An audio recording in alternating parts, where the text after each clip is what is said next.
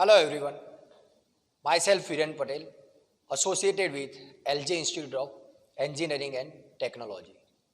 So in this current video lecture series, we are studying subject of Physics Group 1.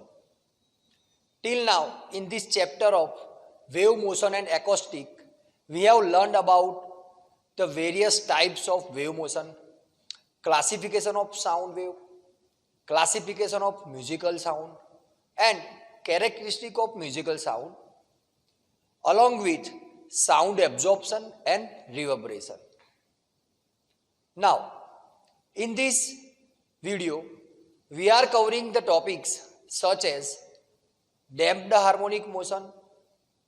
In that, we will see what is underdamped, overdamped, and critical damped motion.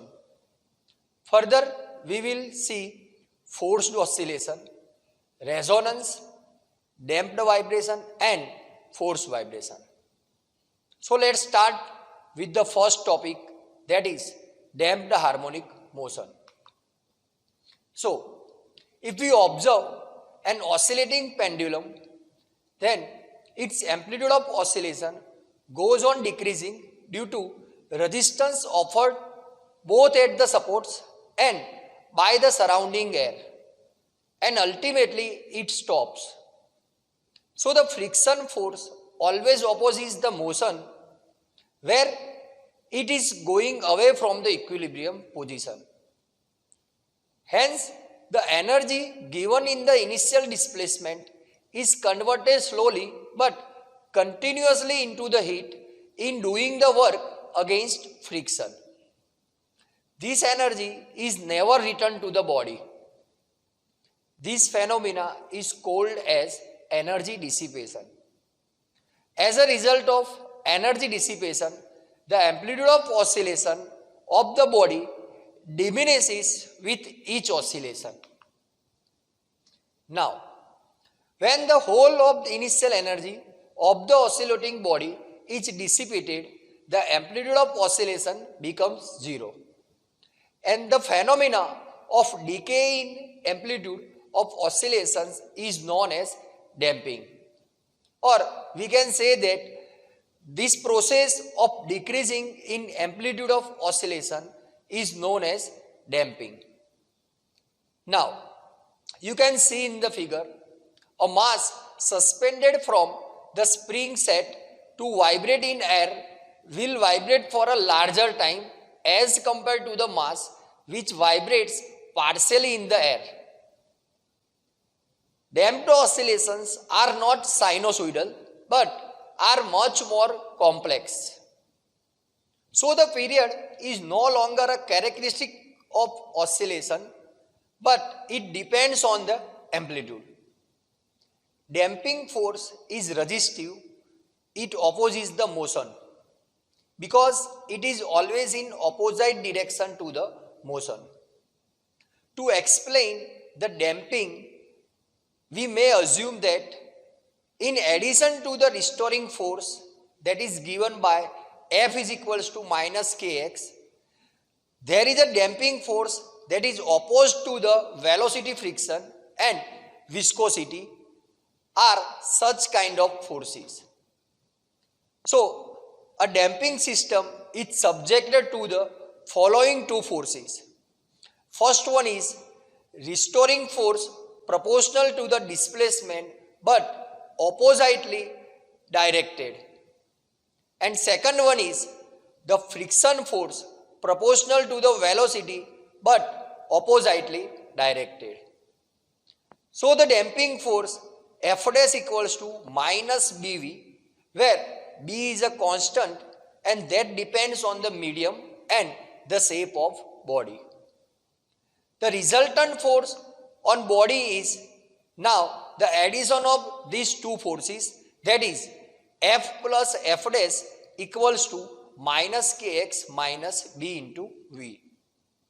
Now, therefore, the equation of motion of the body is Ma is equals to minus Kx minus Bv, where Ma stands for initial force, minus Kx stands for restoring force, and BV stands for damping force. So now if we replace d square x by dt square instead of that acceleration, then we have the equation m d square x by dt square equals to minus kx minus b dx by dt, where we have replaced that dx by dt in place of velocity. So now rearranging the equation, we have m d square x by dt square plus b dx by dt plus kx equals to 0.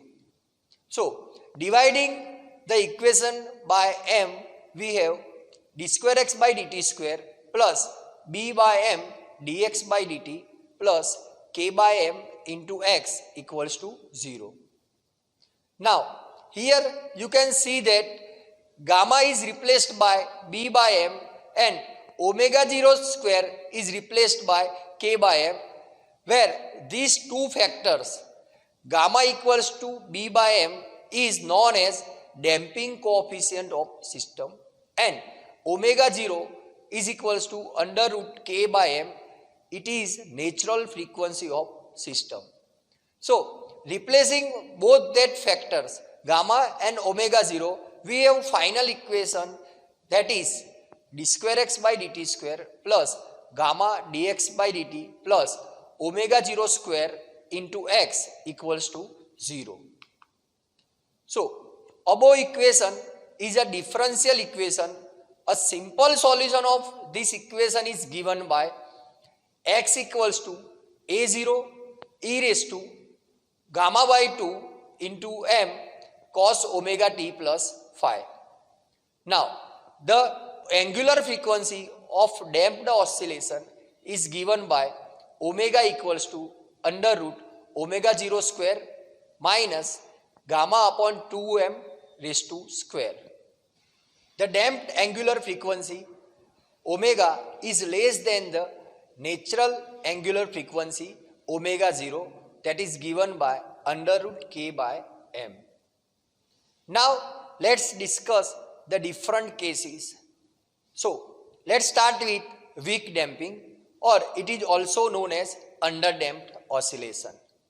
So in above equation of angular frequency, omega will be a real and positive quantity if the condition gamma less than omega 0 into 2m is satisfied. So when omega is real, the damping force is weaker than the restoring force and the oscillations are weakly damped. So it is said that the oscillations are underdamped. The motion differs from the undamped motion in two ways. First is the amplitude of oscillation is not constant but falls slowly with time over many oscillations, as you can see in the figure. And next, weakly damped systems have angular frequencies close to the system's natural frequency. Now let's discuss heavy damping or overdamped motion. When the damping is very large, such that gamma greater than 2m omega 0, the solution of that equation is in the form of xt equals to c1 e raised to minus gamma plus c2 e raised to minus gamma minus. So in this case, omega is imaginary and there are no oscillations. The system, once displaced, returns to its equilibrium position quite slowly without any oscillations. That type of damping is also known as overdamped motion. You can see in the figure. Here, the system, once displaced, returns to its equilibrium position quite slowly without any oscillations. So, the motion is termed as heavy or damped motion, overdamped motion. As the damping increases, the time taken by the body to reach equilibrium also increases. If a door closing mechanism is heavily damped, when released from the open position, the door slowly closes and moving to the equilibrium position without oscillating. Now, let's discuss the critical damping. So, when gamma equals to 2m omega 0, we get omega 0. It means that angular damped frequency omega equals to 0. And again, there is no oscillation. The motion is also known as critically damped motion when omega equals to 0. So, a critically damped system approaches equilibrium as fast as possible without any oscillation. Critical damping is used in the construction of many pointer type instruments where the pointer moves and comes to the stationary position in a very short time. So, this is about underdamped system, overdamped system and critically damped system. Now, let's discuss the next topic, that is forced oscillation. So, the energy of damped oscillator decreases in a time as a result of the dissipative force. So, it is possible to compensate for the energy loss by applying an external force which supplies energy to the oscillator. So, the oscillations produced when an external oscillator force is applied to a body subject to an elastic force, and this is known as forced oscillation in presence of external force. So, forced oscillations may be defined as the oscillations in which the body oscillates with a frequency other than its natural frequency under the action of external force. The forces that act on the body undergoing force oscillations are as follow. The first one is a restoring force F1. It is proportional to the displacement and oppositely directed. Second one is damping force, and that is F2. It is proportional to the velocity but oppositely directed. And the third one is a driving force, or we can say that external periodic force, and that is F3, and it is given by F0 sin omega t. Now, the total force acting on the body is given by F is equals to F1 plus F2 plus F3. So, if we replace the values of F1, F2 and F3, we have the total force, that is F is equals to minus Kx minus gamma into V plus F0 sin omega t. Now, according to Newton's second law, this force must be equal to the product of mass and acceleration. So, the equation of motion of body is ma is equals to minus kx minus gamma v plus f0 sin omega t. Now, we know that acceleration can be replaced by d square x by dt square and velocity is replaced by dx by dt. Then we have the final equation, that is m d square x by dt square equals to minus kx minus gamma dx by dt plus f0 sin omega t. So, finally, if we divide the above equation with respect to m, then we have d square x by dt square plus gamma by m dx by dt plus k by m into x equals to f0 by m sin omega t. So, this is a differential equation which can be solved by standard techniques. Now, when the force is first applied, the motion is complex. The system wants to vibrate with a natural frequency omega 0, but is being forced by a driving frequency, that is omega f. Therefore, the motion is initially a superposition of free damped oscillation and forced oscillation. This initial motion is referred to as transitory behavior because the transitory behavior decays exponentially. Now, after the free oscillations die out, only the forced oscillation remain. So, we can say that the motion has reached a steady state condition and the oscillator oscillates with constant amplitude. You can see in the figure.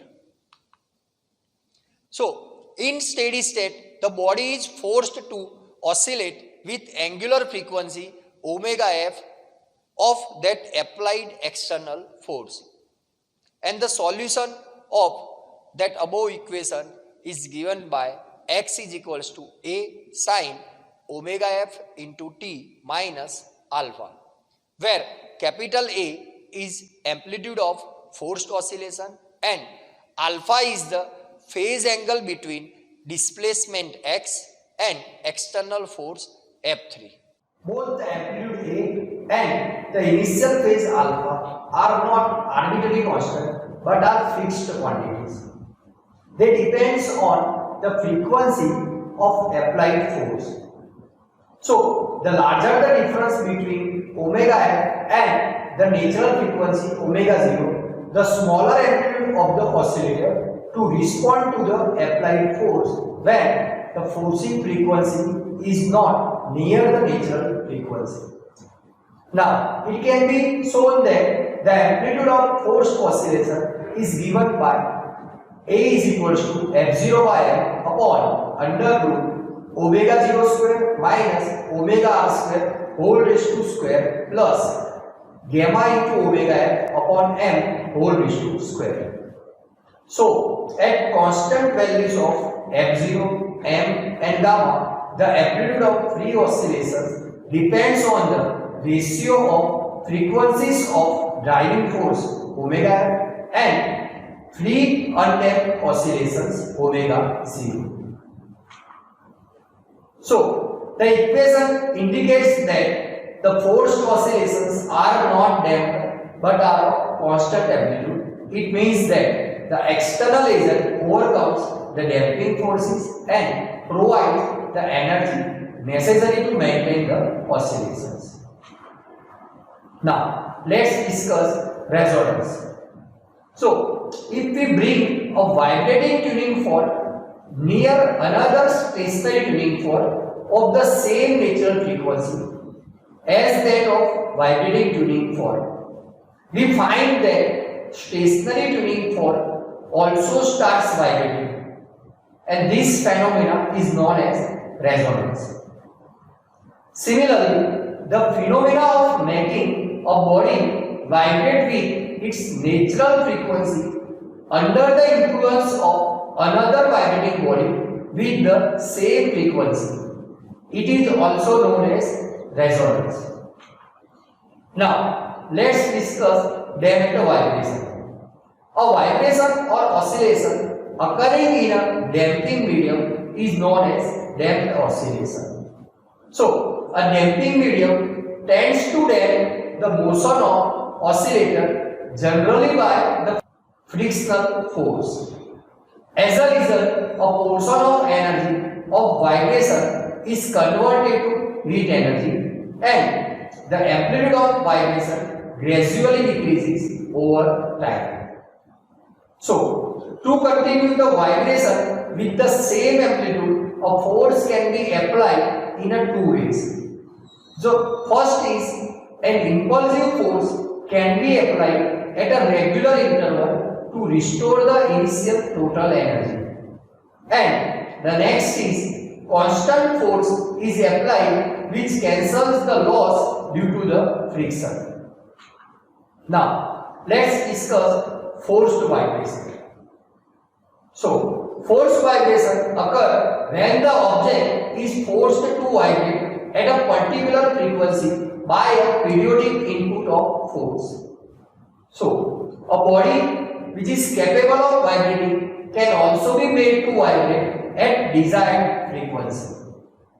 So, the body can be made to vibrate with the same frequency as the frequency of applied periodic force. Now, initially the body tends to vibrate with its natural frequency, but very soon the natural frequency or the natural vibrations dies out and it begins to vibrate with the frequency of that applied periodic force. Now, the amplitude of force vibration depends on the difference in frequency of external force and the natural frequency of the body. Second, it also depends on the amplitude of applied force and damping. Now, let's discuss the characteristics of forced vibrations. So, they are produced when external periodic force acts on the body. Second, the frequency of vibration is same as the frequency of external periodic force. The frequency of vibration is different from the natural frequency of body. And the last characteristic of force vibration, that its amplitude of vibration is small. So, in this video, we have discussed the damped harmonic motion and its three cases, that is overdamped, underdamped and critically damped. Then we have discussed the forced oscillation. At last we have discussed resonance, damped vibration and forced vibration. So that's it for today's session. Thanks for watching.